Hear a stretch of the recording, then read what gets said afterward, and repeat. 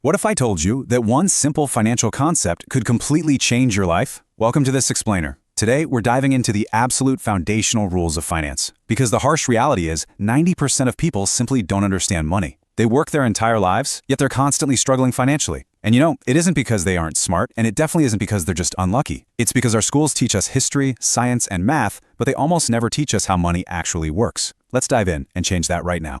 So before we can even talk about investing or building a future, we have to start at the very beginning. What is money really?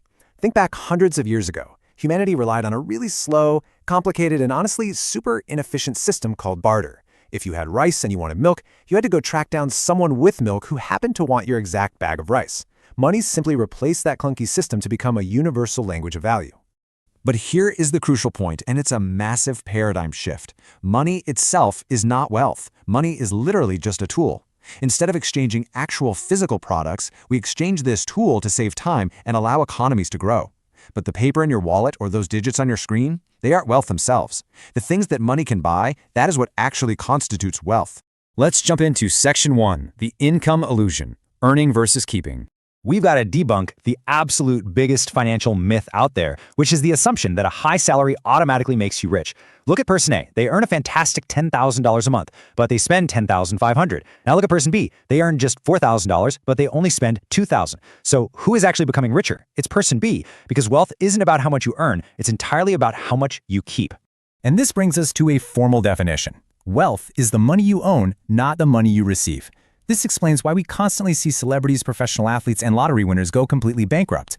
They earn a staggering amount of income, but they spend even more. Their income was incredibly high, but their actual wealth was zero. Moving right along to Section 2, the golden rule, assets versus liabilities. When you really boil it down, there are honestly only two things you can buy in this world. An asset puts money into your pocket, a liability takes money out. It is exactly that stark, and it is that simple. The fundamental rule that separates the financially successful from everyone else is that the rich buy assets first, while the poor buy liabilities first. Assets are things like stocks, rental properties, or a business. These generate actual income for you. Liabilities? Those are your luxury cars, expensive watches, or the absolute latest smartphone. They lose value over time, and they actually cost you money to maintain. Every single dollar you spend either builds your future with assets, or it destroys it with depreciating liabilities. That brings us to Section 3, the silent thief, why saving just isn't enough. A lot of us were taught that simply saving our money in a bank account is the key to financial safety. But because of a hidden thief, that's just not exactly true. That thief is inflation. Imagine you save 100 rupees today. You put it under your mattress or in a basic savings account. Next year, because the overall cost of living has gone up, that exact same 100 rupees might only buy you 95 rupees worth of goods. You lost purchasing power without spending a single coin. Your money is slowly evaporating. So saving protects your money from being spent, sure, but it loses to inflation over time. Investing is what actually grows your money. When you utilize things like mutual funds, index funds, or government bonds, you are shifting from you working for your money to your money clocking in and working for you. Now for Section 4, the cheat code, compound interest. So how do we actually make that money work as hard as possible? Well, Albert Einstein supposedly called compound interest the eighth wonder of the world. Imagine you invest 10,000 rupees and you get a pretty standard 10% annual return on that investment. In year one, your 10,000 grows by 10%, giving you 11,000. But here is the absolute magic. In year two, you don't just earn interest on your original 10,000. You earn interest on the new total of 11,000. Your money is earning money, which then turns around and earns even more money. This compounding effect snowballs, making time, not necessarily the amount of cash, your most powerful investment tool. Let's look at Section 5, the leverage game, good debt versus bad debt. There is a huge myth out there that all debt is inherently evil, but the wealthy actually use debt to their advantage all the time. Good debt helps you earn more money. This includes taking out a loan for education or a business loan to buy equipment that will ultimately generate revenue. Bad debt, on the other hand, pays for things that immediately lose value, like using high-interest credit cards to fund a luxury lifestyle, fancy dinners, or expensive gadgets. Borrowing to create income builds wealth. Borrowing to consume keeps you trapped. So how do we systematically avoid bad debt?